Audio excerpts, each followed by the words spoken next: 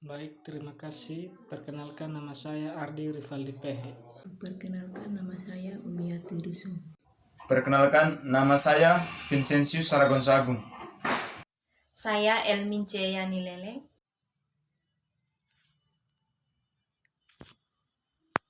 Baik, terima kasih atas waktu dan kesempatannya. Di sini saya akan membacakan materinya, yaitu tentang biografi George Simmel.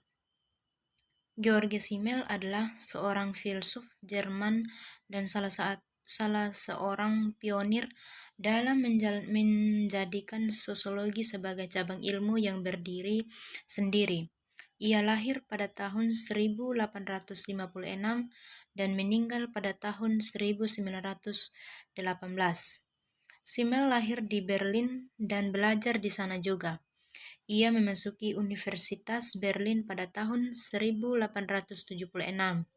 Ia mempelajari psikologi, sejarah, filsafat, dan bahasa Italia.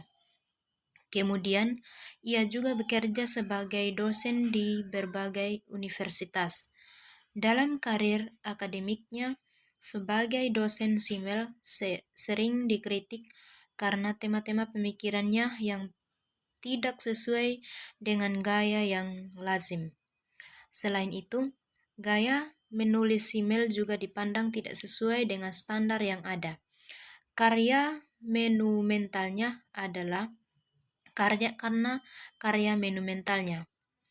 Tulisan-tulisan Simmel amat beragam, mulai dari etika, filsafat sejarah, pendidikan, agama, dan juga para filsuf lain seperti Kant, Schopenhauer, dan Nietzsche.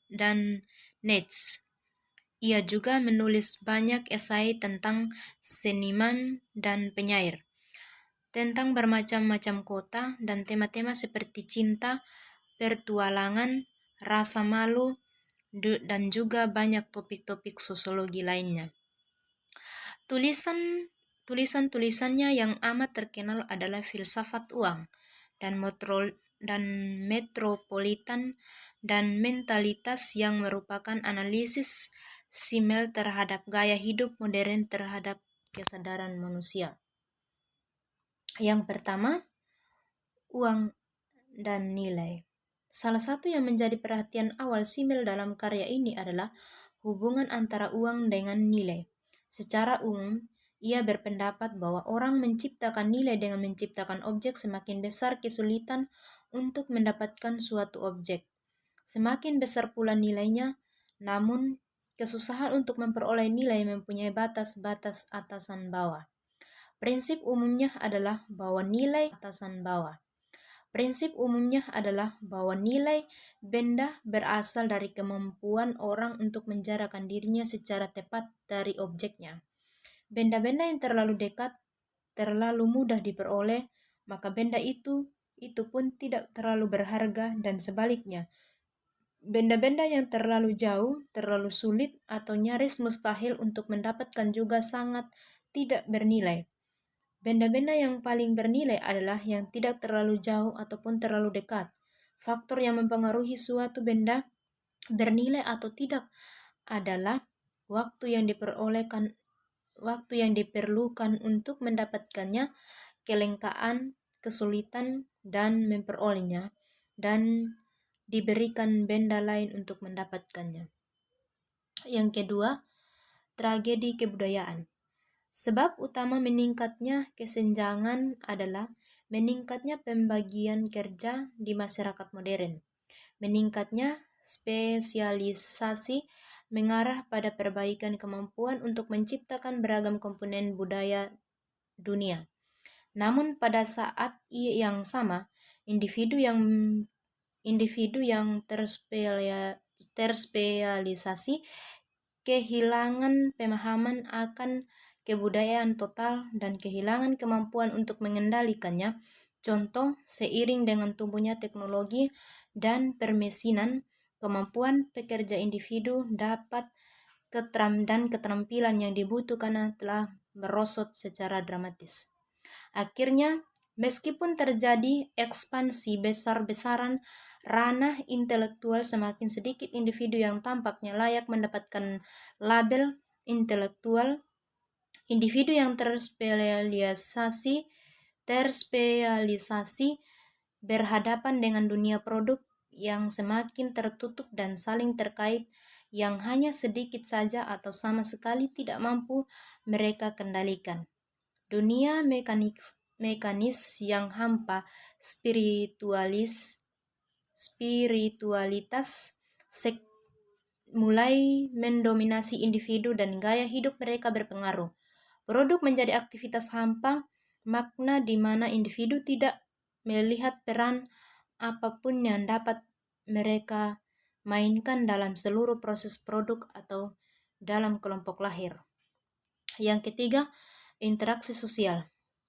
Simmel memandang bahwa interaksi itu memiliki peran yang penting dalam kehidupan. Simmel juga melihat bahwa salah satu tugas sosiologi adalah memahami interaksi antara individu. Simmel juga melihat bahwa salah satu tugas sosiologi adalah memahami interaksi antara individu. Salah satu teori yang dikemukakan oleh Simmel dan masih terkait dengan interaksi adalah teori Simmel mengenai masyarakat sebagai proses interaksi. Menurut pandangnya, masyarakat dapat terbentuk karena adanya interaksi, bukan adanya kelompok orang yang hanya diam. Menurut Simmel, dan interaksi tidak mementingkan beberapa jumlah orang yang berinteraksi, yang penting adalah adanya interaksi. Yang berikut, implementasi teori Georg Simmel dalam masyarakat. Di atas telah dijelaskan sebagai teori dari Georg Simmel. Di antara teori-teori tersebut ternyata sampai saat ini ada yang masih berlaku dalam kehidupan masyarakat, atau bisa dikatakan bahwa implementasi dari teori tersebut ada dalam masyarakat. Misalnya, yang pertama, uang dan nilai. Dalam teori tersebut, Simmel mengatakan bahwa uang memungkinkan adanya kalkulasi jangka panjang, usaha skala besar, dan kredit jangka panjang. Dan hal itu kini benar-benar menjadi dalam masyarakat, di mana kini banyak bermunculan kredit. Simmel juga pernah mengatakan bahwa jadi salah satu kecenderungan hidup, reduksi kualitas menjadi kualitas secara amat jelas terwujud dalam bentuk uang. Yang kita soroti di sini adalah Simmel ini bisa kita rasakan dalam masyarakat sekarang ini, di mana setiap kualitas kinerja seorang dibayar dengan uang atau menunjukkan kualitasnya. Yang kedua, teori interaksi sosial.